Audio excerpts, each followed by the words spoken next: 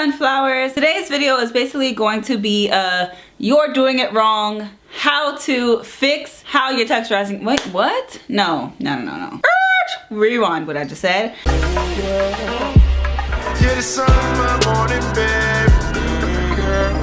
Hey sunflowers, today's video is going to basically be an updated texturizer routine, I guess you could say. As most of you guys know, I do texturize my hair. I use the Just For Me texture softener system and I'm completely in love with it. I already know that texturizing is not everyone's choice. If you found yourself watching this video, then you probably are interested in texturized hair. The tips that I have to tell you guys today is something that you can use whenever you chemically process your hair in general. Just to give you guys a little history before I get into the video, I've always permed my hair when I was younger. Basically by the time I got into 7th grade, 8th grade, and that's when I started perming my hair. I've literally never had any kinds of issues when I was perming my hair. The only reason why I stopped relaxing my hair is simply when I was in senior in high school. I was basically just like, okay, I don't want to keep paying for it. I'm going 8 hours away from home to college kind of thing, and I just didn't see myself like keeping up with a perm. When I was in high school, my mom really helped maintain my sisters and I's hair. She would actively make sure that we go to a hairdresser every 2 weeks to get our hair done. Thank you, Mom. Our hair was always taken care of. When I started texturizing my own hair at home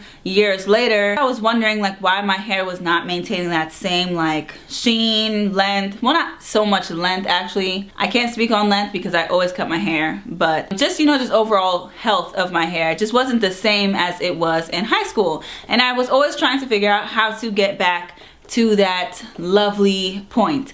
And I'm here with a tip, so let's just get right into the video. This is dirty hair. Let me just say that from now. So even though I bumped some curls in it for you, my hair is dirty right now and I do need it to be done. So this is the most I could do to show you guys. I did want to film this video with my own hair out, so I tried my best. I'm not going to go in depth with the process as I have done in my previous video. This is just more of like an add-on, just tips that I really, once again, suggest that you guys start doing whenever you chemically process your hair. Relaxing it, texturizing it, whatever. Coloring your hair, that's what I mean by chemical processing. Some of the first things that you would do is kind of what it states in the box itself. Vaseline on the perimeter, all around the edges and the nape of your neck. That's something that I just wanted to mention just because some people might be skipping that part, but if you know yourself to have weaker edges or just weaker hair, I would highly suggest you keep doing it or just do it if you haven't started doing that before. Next thing is simply just obviously the texturizer application itself. That I have not changed by any means. Try your best to get it only on your roots kind of thing. Pretty much there's really,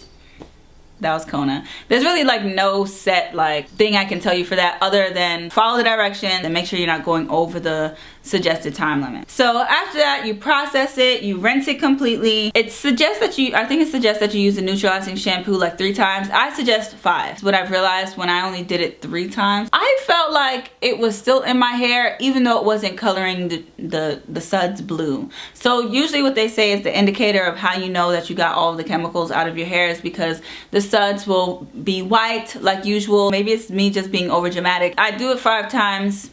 It's not gonna hurt you. That's what I would just suggest. The next 2 things are major key. Like, I'm not saying that to be funny. As soon as I did them, I was like, wow, this is what I've been missing from my hair. These are the things that my hairdresser would automatically do that I'm not doing because I'm at home. Number 1 thing, get a hooded dryer. Okay, if you're going to really do your hair at home, please get a hooded dryer. And as some people might be like, well, why would I want to add extra heat to my hair? If you're one of those people, I'm sorry, I'm probably not the best person to give you advice because I'm all about still being able to put heat in my hair without overdoing it, and I've never had heat damage. I protect my hair, so I don't want to hear nobody tell me nothing about me not being able to put heat in my hair, okay? But the reason why I say invest in a hooded dryer is because anytime you want to deep condition or do a protein treatment, which is what I'm about to suggest right now, the products that you're putting into your hair, they take to your hair a lot more when heat is involved. So it doesn't even have to be on high. It can be on medium or low heat for longer periods of time. You can find them at your local beauty supply store for $45, $60. I got my hooded dryer dryer. It's like a golden hot dryer. It was the last one there, was building up dust, and I got a discount on it just because they wanted to get it off their hands. Next thing is, once you rinse out all of that shampoo,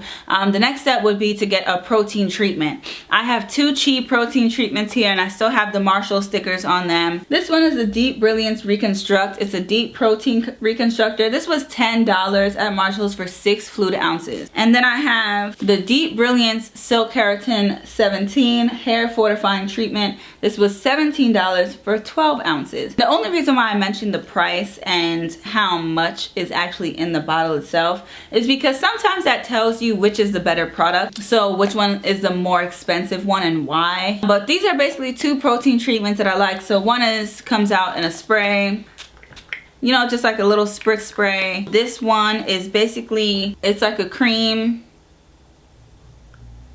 as you can see there. And no, I'm not wasting that. That's actually going back in the bottle. The reason why I suggest you use a protein treatment first and not a deep conditioner is because the protein treatment is going to automatically restore the health of your hair. All of the damaged follicles, not damaged follicles, no, there's a proper word for it. It's going to restore the protein to your hair, because once you chemically process your hair, here's what it does. It breaks down the proteins in your hair. So anytime you color it, you texturize, you're breaking down your hair's natural protein. So in order to get that protein back into the hair shaft, a protein treatment is so necessary. I have not done the Apogee treatments, like the 2-step one, which I hear is really strong. I'm not sure if I can suggest that right after you process. Not to say that these aren't strong, but I'm just saying that I hear that 2-step one is a little too strong. Protein treatment under the hooded dryer for 20 minutes. I usually put mine on high, you know, put my hair up on top of my head, clip it, plastic cap under the hooded dryer. Sometimes I do it for longer, but I keep trying to tell myself to not do it for too long, because once again,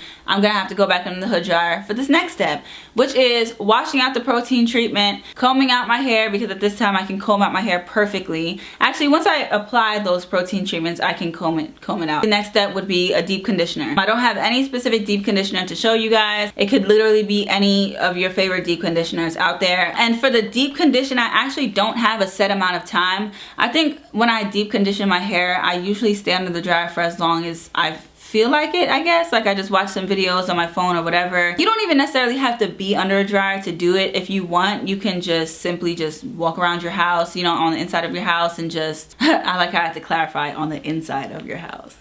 Don't go outside looking crazy. I usually stay under the hooded dryer for like 30 minutes to 45 minutes. By that time, after I wash out my hair, I prepare my hair usually for straightening. I'll show you guys my curly hair in coming videos. Trust me when I say, if you're a curly girl, your curls will be so poppin'. Your curls will be so poppin' after you do these steps. I'm sure you guys have had enough of me now. So I am out of here. Peace. You're the sun of my morning, babe. That moment you really know you're a cat lady, because all you want to do is get your cats in your videos and they show you no love.